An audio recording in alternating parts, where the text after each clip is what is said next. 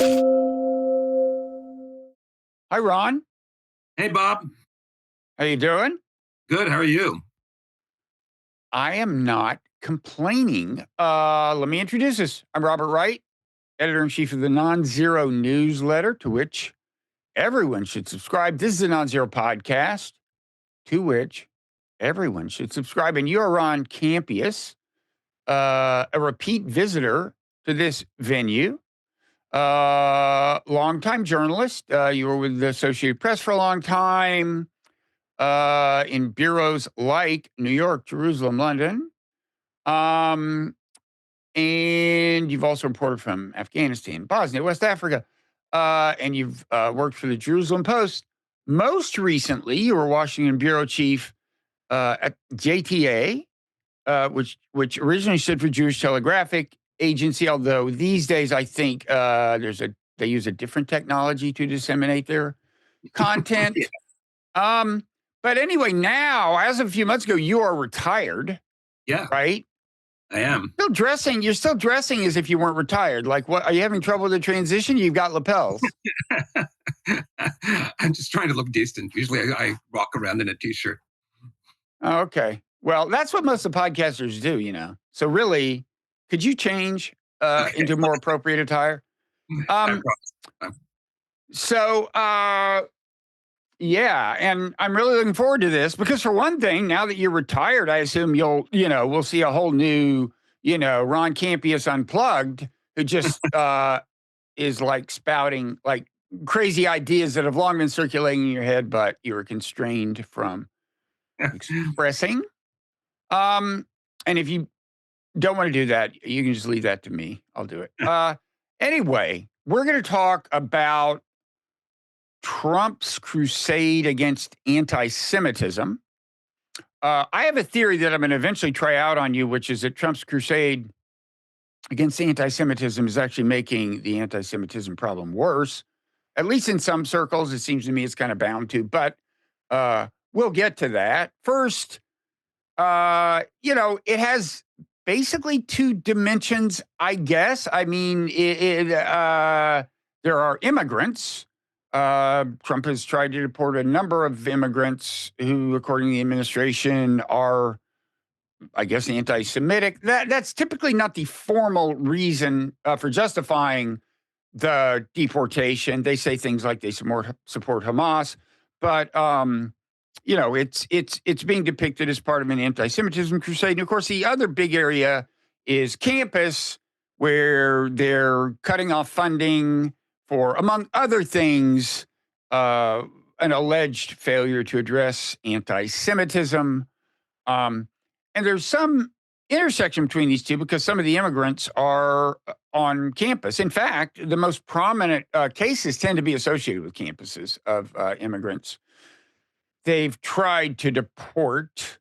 In the case of the campuses, there are other rationales at work. There's anti-DEI, they're too woke, and so on. But the anti-Semitism thing is a prominent part of the rationale.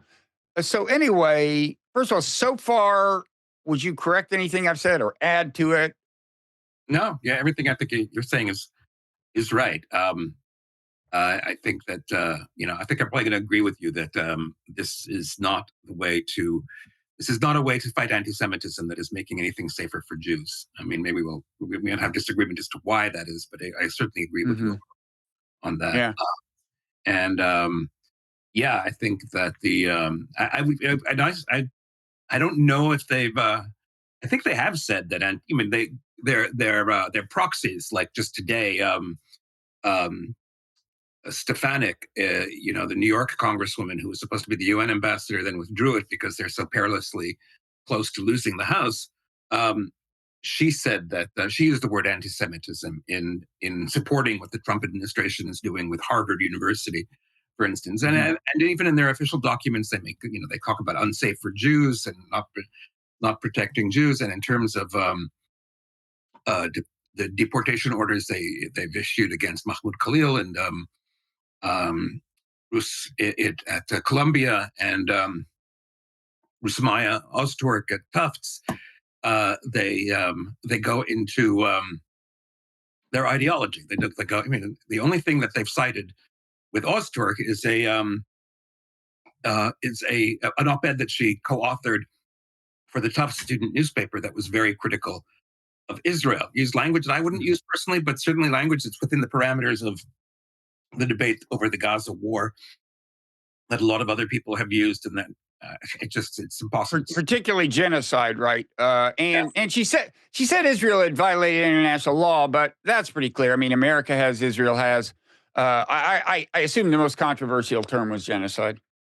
I'm presuming, but all they're doing is citing the op-ed and not explaining even what they.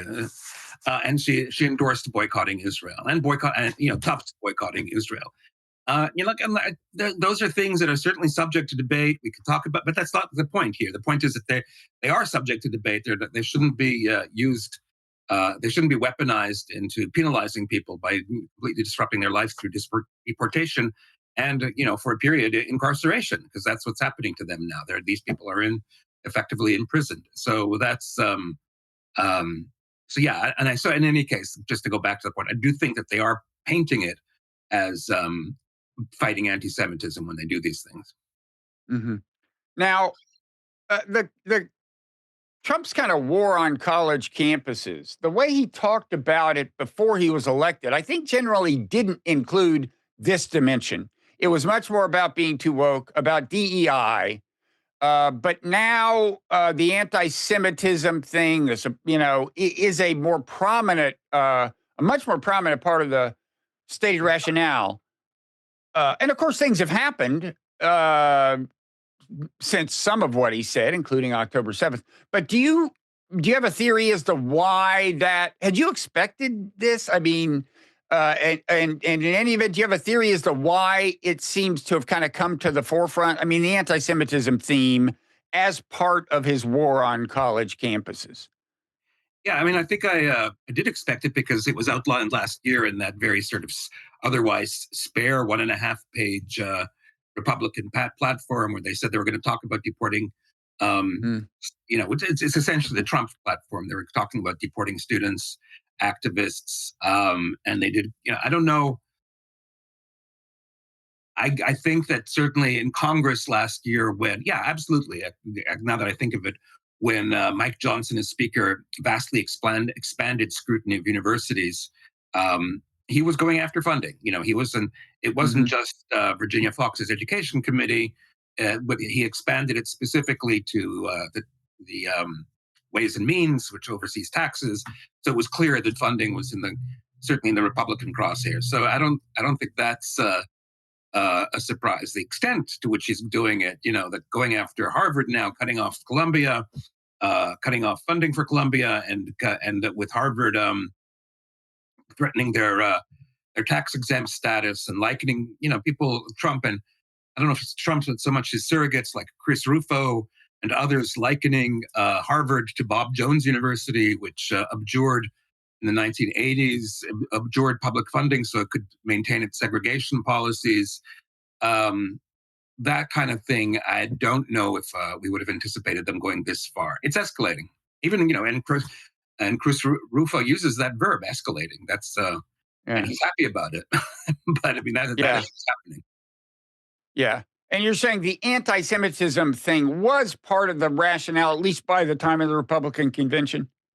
Yeah, yeah. The whole unsafe place for Jews on campus was definitely part of the rationale. And Hmm. I don't want to downplay the fact that there have been it's interesting. The Washington Post just put up a story maybe an hour before you and I got on, saying that they looked through the documents on the Harvard thing, and there's nothing there. There's no there there. There's nothing in what the Trump administration has sent in terms of its letters to Harvard, in terms of its statements, its orders to the IRS to investigate Harvard, that actually outlines what exactly endangered students on campus. But it has happened. I mean, Columbia was an intimidating place for Jewish students. Just now, today again, a student was charged with assaulting two Jewish student activists on DePaul campus in the Chicago area. To who it's all caught on film. Like the guy's wrapped in a Israeli flag, and he's talking in a modulated way about why he's pro-Israel, and then suddenly two people start beating him up. So those are absolutely dangerous. It existed, and um, but they're using that as a pretext to go way, way, way beyond. And if you're asking why, I think it's because, I mean, I'm going to plug my own Substack here if you don't mind. I Oh now have yeah, yeah, yeah. it's Yeah, Ron so is this Campius. new? Is your Substack new? Yeah, well, it started after I retired. So yeah, roncampiasubstack.com. But I in my on my Substack, I likened it, in terms of like the cinematic, the horror movie existence we're now being forced to, to undergo.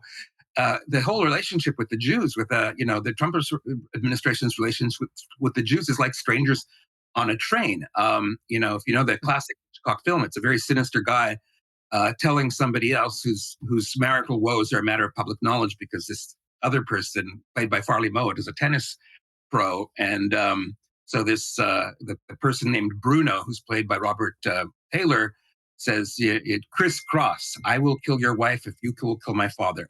And that's that's the kind of thing that I think that the position that Trump administration is putting the Jewish community in, saying, I'll take care of this anti-Semitism issue for you, but I'm going to create a lot of precedents, and I'm going to habituate or normalize a bunch of ideas that are going to help me in doing a bunch of other things, which includes Mm. going after universities, limiting the freedoms of academia, blurring the whole issue of free speech, deporting immigrants we don't like.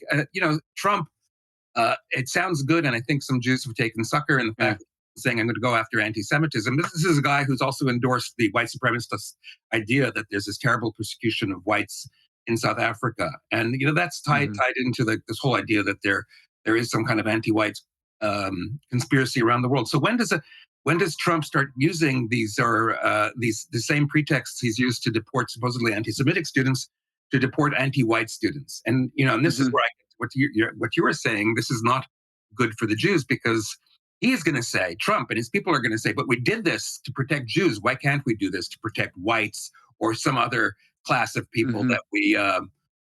that we think are under assault? And then people are going to say, wait, so he's right. He did do it for the Jews, and the Jews didn't speak out. And I think, and a lot of Jews are speaking out. It's not going to stop anti-Semites in the future from saying they didn't speak out, but a lot of Jews are speaking out. But that's a dangerous position that he is putting the community in. So your concern is kind of like the one expressed by Michael Roth, the president of Wesleyan, in the recent New York Times op-ed, that kind of eventually they always come for the Jews. I mean, might not put it that categorically, but that's the idea. Yeah, and it's not necessarily Trump that's going to come for the Jews, but it's certainly there are Trump adjacent people like Elon Musk and like this guy Ed Martin, who he wants to be the U.S. attorney for D.C., one of the most influential U.S. attorneys in the country. And there's a woman who's a deputy spokeswoman at the Pentagon who has peddled uh, white nationalist neo-Nazi conspiracy theories about the foundation of the ADL, which had to do with the lynching of Leo Frank. In other words, basically Hmm. arguing that Leo Frank's lynching in 1915 was justified. Uh, that those people being in his circle, it doesn't make me feel very confident that these things won't be actually directly weaponized against Jews. Never mind what I just explained in terms of like others are going to weaponize it against Jews because he's being so promiscuous with how he's using it. He's using these powers, ostensibly on behalf of Jews. Hmm. Yeah, I have a slightly different take on the Michael Roth op-ed. And first of all, let me say I have nothing but warm feelings for Michael Roth because about God knows how long ago, more than 15 years ago, I was taking my daughter around to college campuses. We were walking by Wesleyan. A guy walks down the steps of the administration building and says, "Can I help you?" And it's like it's the president of Wesleyan, Michael Roth. Well, this is service. This is what I want in a college. You pay tuition. The president personally, tends to your needs. We had a very nice conversation. I also have a lot of respect for him as a college president in general. But I think you could go further with the argument that this can ultimately contribute to anti-Semitism or take it along another dimension, which is that one thing that contributes to anti-Semitism is the perception, as you know, that Jews are in the background running things, doing various things you don't like, right? And uh, of course, one complicating factor is that there is an Israel lobby, right? Right. And so influence does get exerted by not Jews collectively, but what you could call an Israel lobby that you could argue goes beyond AIPAC, the literal Israel lobby. And of course, broadly speaking, the lobby includes people who aren't Jews, and of course, there are lots of Jews who aren't part of the lobby, and so and this is, of course, the source of the anti-Semitism is to fail to add that nuance for starters, right? Right. And to conflate Israel with Jews, to conflate the Israel lobby with Jews. But the dynamic is real, right? It like this, the perception of power being exerted behind the scenes by Jews, even if not accurate, if you look accurately at what the Israel lobby is, I think, a big force behind anti Semitism. And I would be kind of surprised if the Trump, if driving this Trump policy of cracking down on immigrants and protesters is not, to at least some extent, a desire to stay in the good graces of what you could call some pro-Israel donors. I think Elon. I'll Google this thing. Eli Clifton did, and maybe I'm wrong. I think he actually documented such a case. But anyway, you get what I'm saying, right? Like, Oh, I think so. No, I think you're right. I mean, I think that, for instance, there are a whole bunch of candidates for the anti-Semitism monitor, the job that Deborah Lipstadt had under Biden, which is now the uh, ambassadorial level. There were some obvious candidates, and the person he's naming is Yehuda Kaplan, I think his name is, and his claim to fame is that he's close to Miriam Adelson, who gave, mhm, who I think dumped nearly $100 million into the election, who's was able to get Trump to speak about anti-Semitism just as twice on the same day, both to an organization that she largely funds, the Israeli American Council, but also at this just an hour earlier at another hotel in Washington, just at an event on Trump and anti-Semitism. So he's clearly, he feels, I think, that he owes her justifiably. So yes, there is that dynamic. Again, I hasten to say that it's also a fairly commonplace dynamic in American politics. I think there are people who are trying right. to mitigate it by focusing more on small donors, by limiting major donors, and it plays out in a whole bunch of other ways with oil, with etc. And the Israel lobby or the pro-Israel lobby can say in its defense, it's just playing the game that everybody else plays. But absolutely, that is something that um, will be perceived and will be weaponized. I think I agree with you Yeah. as that goes. So yeah, the Eli Clifton story in Responsible Statecraft. The headline is the Israeli American Trump mega donor behind speech crackdowns. It's Miriam Adelson he's talking about, who is the funder of the Maccabee Task Force, which you may know more about than I do. But I think he's a fairly careful reporter, so people can read it and judge for themselves.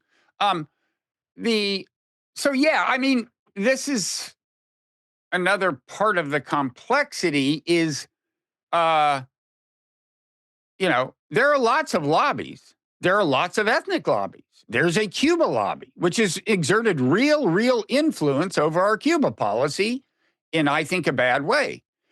Now, the Israel lobby is probably on balance more powerful than the Cuba lobby. And of course, there are a lot of non-ethnic lobbies, NRA and so on.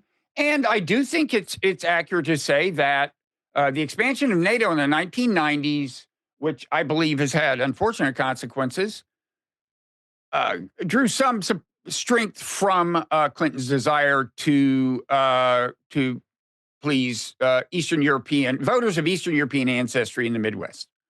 So it happens all the time. The Israel lobby construed broadly is pretty powerful, and the Middle East is a particularly explosive and problematic area. So you can argue that this lobby deserves special attention.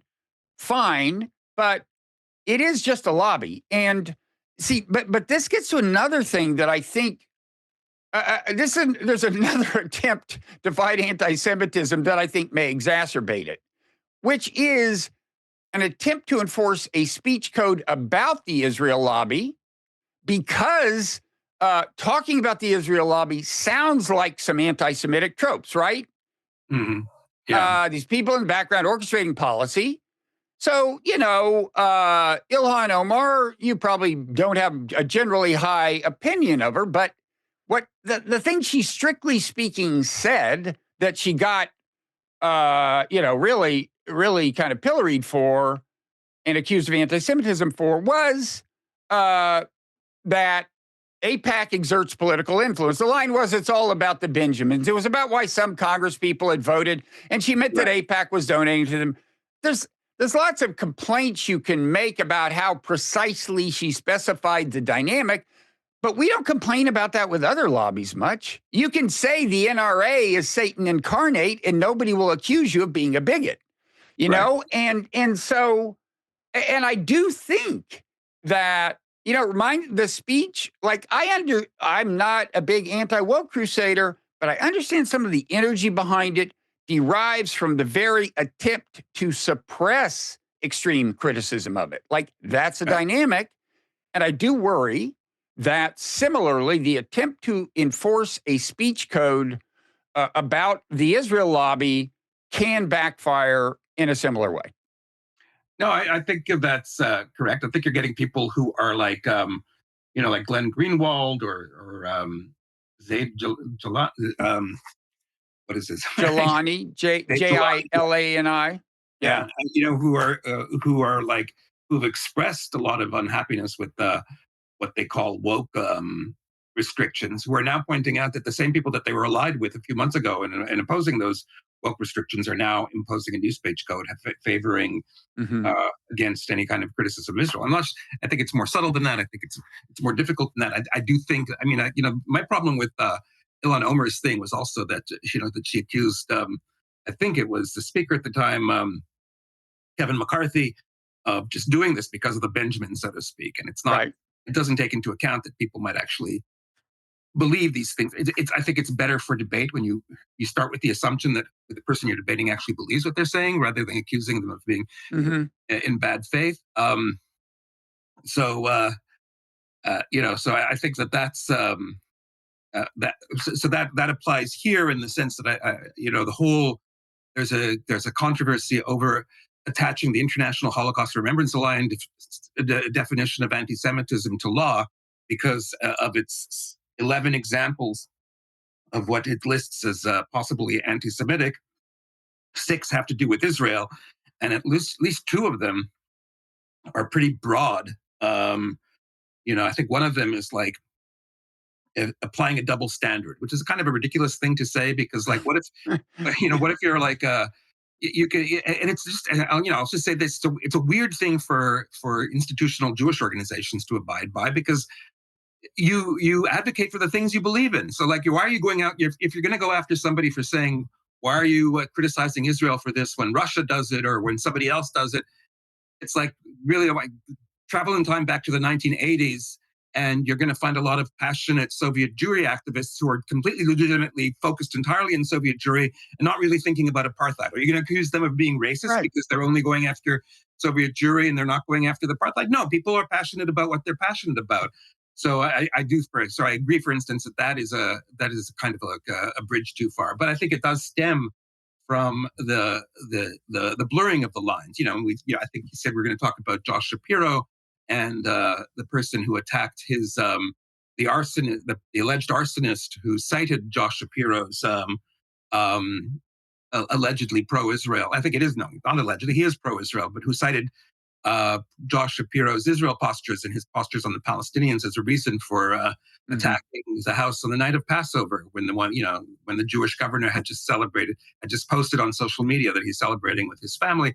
I think that's a good case where you can say that there's a lot that can be said for maybe being very careful when you're talking about these issues, but certainly there's also, you can overcorrect.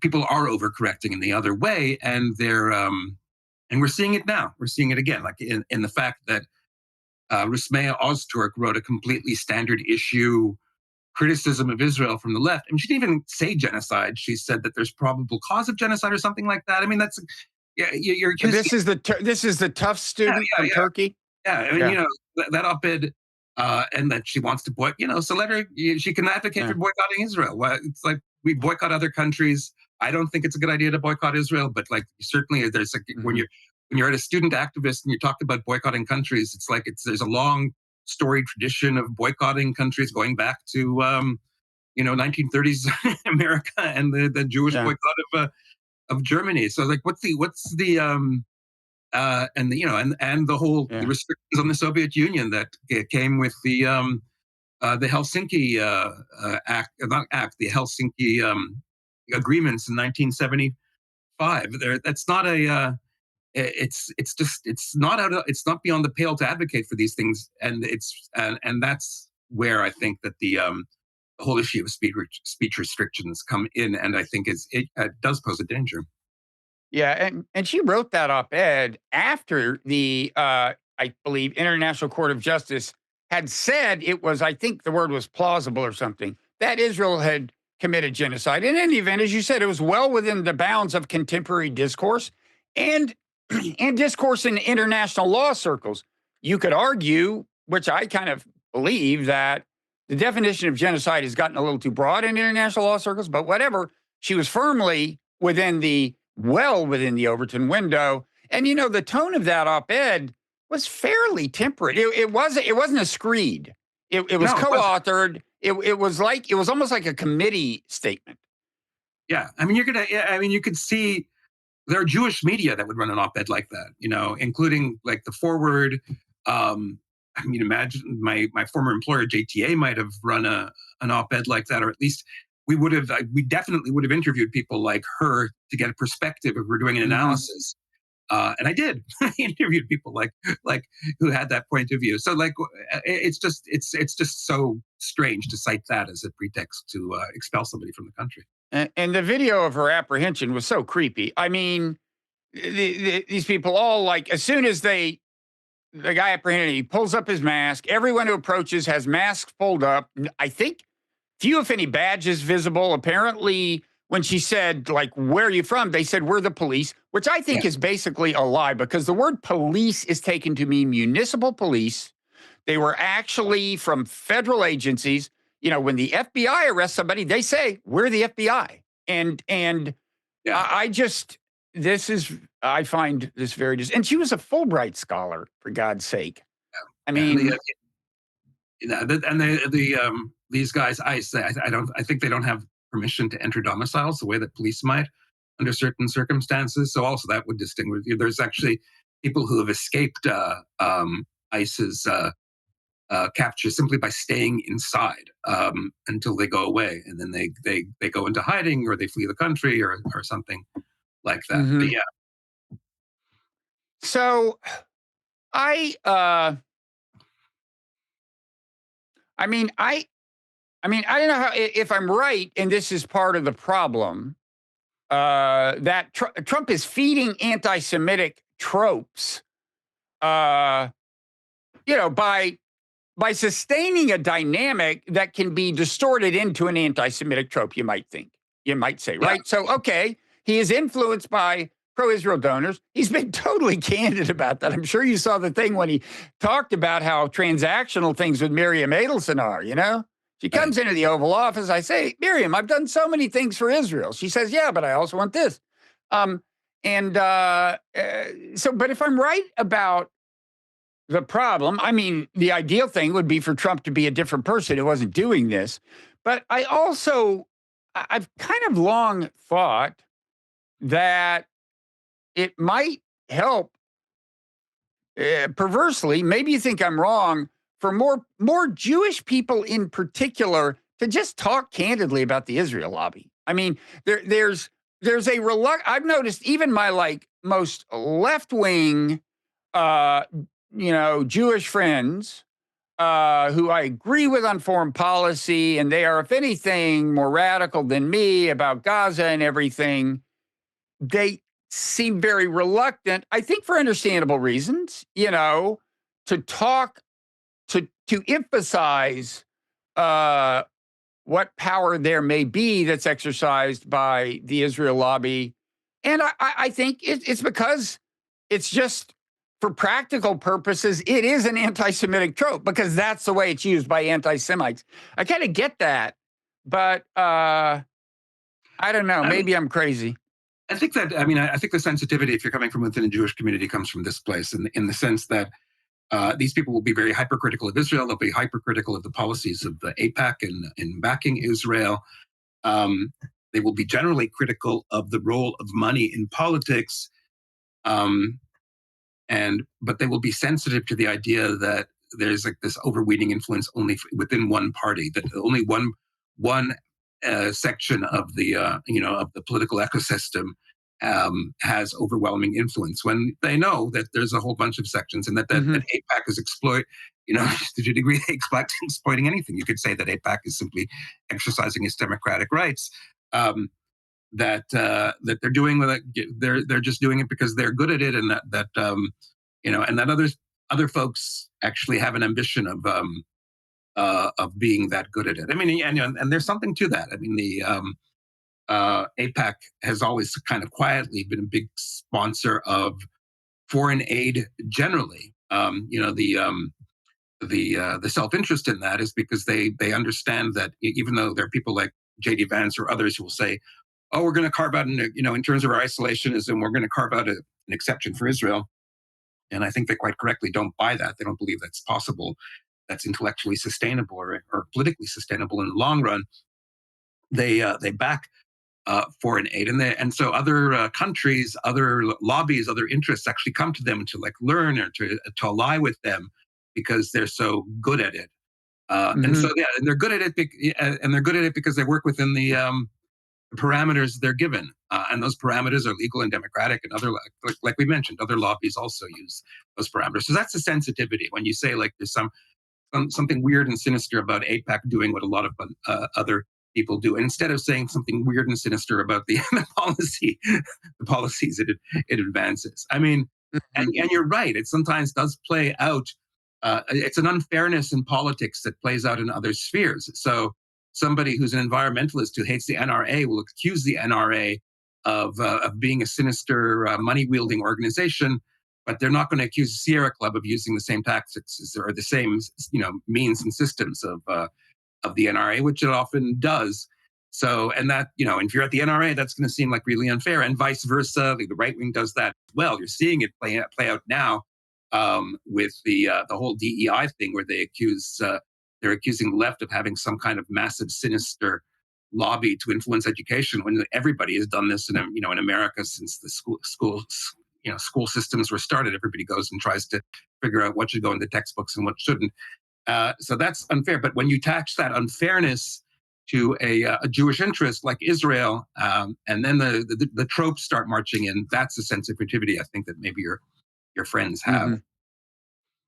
Okay. Let me give you one quick journalistic example. I think of a reluctance to talk about this. I'm curious as to whether you think this is an appropriate or not appropriate kind of uh, failure to kind of mention this kind of influence. So, an interesting piece in the Times about a month ago. Headline is: as Trump attacks elite colleges, their usual allies are nowhere in sight.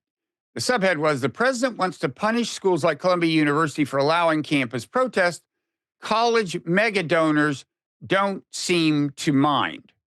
Okay, and then they do mention Bill Ackman, and billionaire who helped get the president of Harvard fired uh, shortly after it was that Elise Stefanik run kind of Inquisition-like thing where where I think these presidents of colleges had been told by their lawyers, like, to be very careful, and it came off looking super bad because Yeah, at least Stefanik said, well, if somebody's chanting death to the Jews, do they belong on your campus? And the presidents are like, well, so it didn't look great.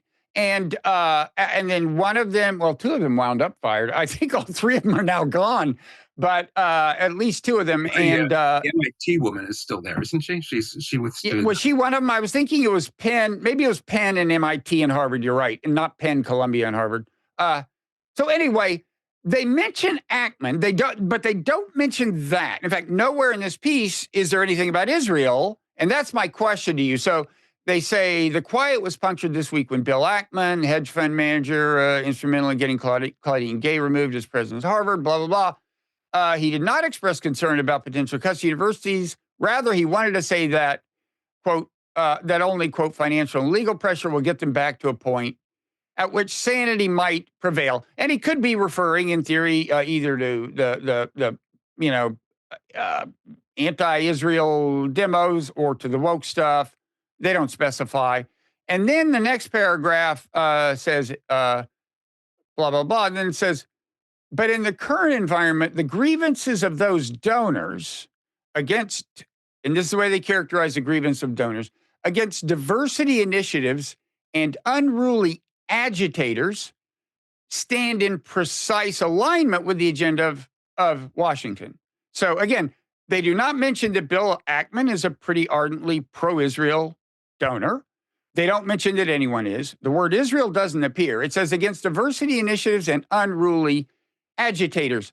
Now, I think that's just inaccurate. Bill Ackman is not opposed to unruly agitators. I'm sure you remember the UCLA thing where these pro-Palestinian demonstrators were demonstrating in peace, and a bunch of outside agitators, pro-Israel agitators, literally assaulted them.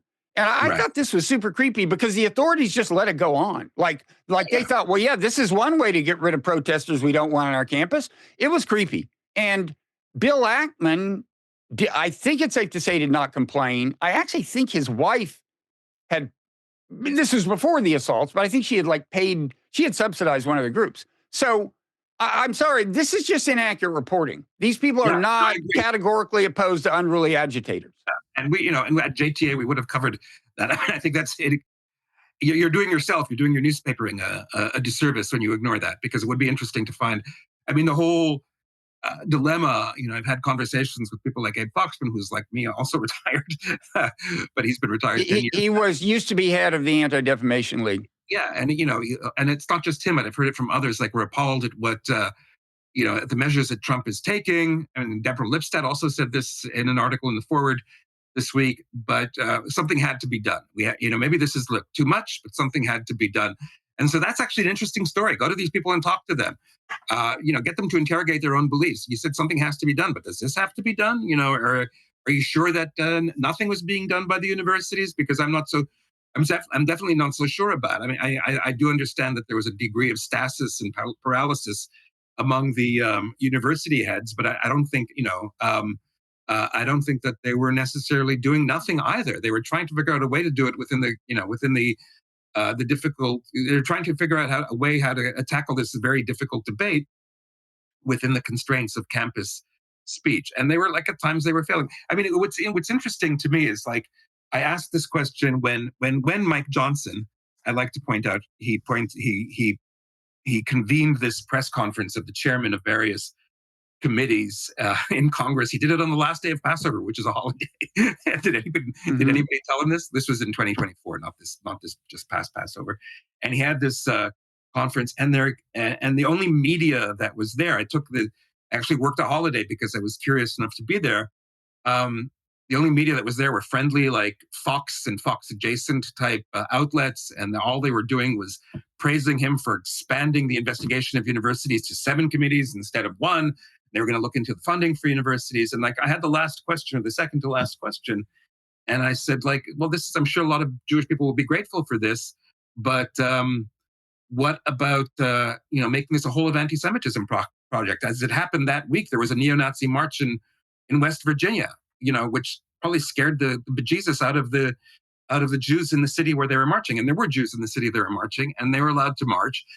It's free speech, but it's also hugely intimidating. What are you going to do about that? And he said, well, we're sure that the local authorities are doing their job, but the universities aren't doing their job. And how do you make that distinction? Are you sure the local authorities are doing their job? Um, and so um, and yeah, and so the attitude of and this speaks a lot about what the motivations are, but the attitude of the Trump administration is to go after these organizations that were trying to fix it themselves, and maybe in some cases succeeding and not succeeding in a way that they're not going after threats to minorities on the right. And they're to a degree they enabled them. The whole thing with the Haitian migrants in Springfield, that whole business that Hmm. terrified them and got them, put them behind their doors. They didn't even want to come out. I'm not sure what the status is right now, and that was generated entirely by the Trump and Vance campaign. So, Yeah. yeah, No, and and you talk about racist tropes. I mean, right. savages eating our dogs. Yeah, no, I I mean mean, one of the interesting little things. Again, I wrote about this on my Substack that came out of that whole issue was there is a Jewish congressman from Ohio, a Republican, Max Miller, who's very much Trumpist. He came out of Trump's, he was Trump's body man. He was the guy who would set up campaign events, and that's how he got and speaking events, and that's how he got into Trump's good graces. And he worked in the White House, and blah blah blah. And he doesn't like me because I wrote a profile of him that wasn't flattering, but that's beside the point. But anyways, a political journalist, Alex Eisenstadt, I think, just put together what looks like a really interesting book about the 2024 campaign. And he had some inside info there that Max Miller quietly was reaching out to the campaign, and particularly Vance, saying, maybe stop this Springfield stuff because it reminds me of stuff that's happened to the Jews in the past. And that's to his credit that he was able to hmm hmm have that awareness and to bring it up. And so then that's immediately weaponized against him. As soon as it's revealed, that is, Alex Eisenstadt's book is weaponized against him by his enemy. And who knows what fuels these enmities within the Republican Party. But um, Charlie Kirk, the head of Turning Point, the guy who's supposedly galvanizing youth and was also very close to Trump, takes it and accuses him, first of all, of being anti-Christian and of having dual loyalties in a single tweet. I hmm mean, two big anti-Semitic tropes right there in that tweet. And instead of calling it out, Max Miller replies by saying, hey, I was for Trump before you were for Trump. Remember 2016 when you were still with Ted Cruz? It's like that is the state of play in terms of addressing anti-Semitism on their own side. They don't want to talk about it. I mean, good for Max Miller. He wanted to talk about it privately, but they don't even want to talk about it publicly. They don't want to bring it up. And it's the same thing with this Project Esther, this supposedly anti-Semitic project funded by the Heritage Foundation. They don't want to talk at all about right-wing anti-Semitism. They say, if you ask them about it, they'll say, well, these neo-Nazis, they're not right-wingers. They're a whole different breed, which is, first of all, no, there is crossover, unfortunately, as we're seeing in some of the picks that Trump is trying to push through. And second of all, but that's your excuse for ignoring them, that you don't think that they're right-wingers, but they still pose a lethal threat to Americans, as we've seen in recent years. So it's just like they want to wipe the slate clean, and I think that's really dangerous. Yeah. It's funny when you said if you had covered the story that the New York Times story I just referred to about how donors are college donors are fine with what Trump's doing to college. At least some of them are colleges. That if you had covered it for JTA, you would have done it differently. I thought about that this morning when I came across this. I thought, if Ron had written that for this publication that is for a Jewish audience, he would have been completely candid. I mean, that would interest them. He would be saying, this is a pro-Israel donor, that one's, and they've said this, they've said that. And the Times, I think to an inexcusable extent, glosses over it. And this is another example. Maybe this will put a finer point on where I say more candidness about the lobby could help in the fight against anti-Semitism. Is that somewhere out there, the New York Times has a lot of prominence.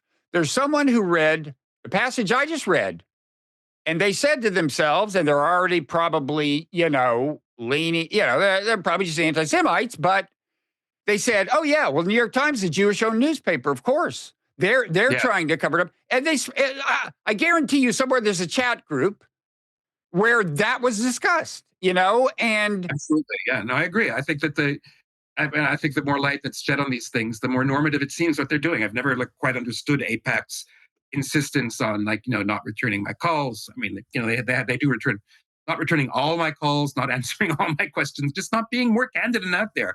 And people will see that they're not that different from anybody else. But absolutely, that reluctance, that kind of paranoia about it, does inhibit, I think, healthy dialogue about what's going on, and it fuels conspiracy theories. yeah. Okay, so we've reached the part of our conversation where we move into what's called overtime, available to paid subscribers of the Non-Zero newsletter, which everyone should become. Although if you're not one and you're only following us as far as you've gone, I still appreciate it. Do you yet have a paid subscription option to your newsletter, Ron? Yeah, we do. I Do haven't. you? Yeah, yeah. It's automatic when you go on Substack. I hadn't realized until I started getting payments for a newsletter that I hadn't asked for payments, but it's there if you want to. If you want Well, to wait, contribute. but didn't you have to choose the subscription, how much you were charging? No, there's a default apparently. A default of $8 a month that I had no idea that existed. So, Whoa, you're getting $8 a month? yeah. You want to trade newsletters?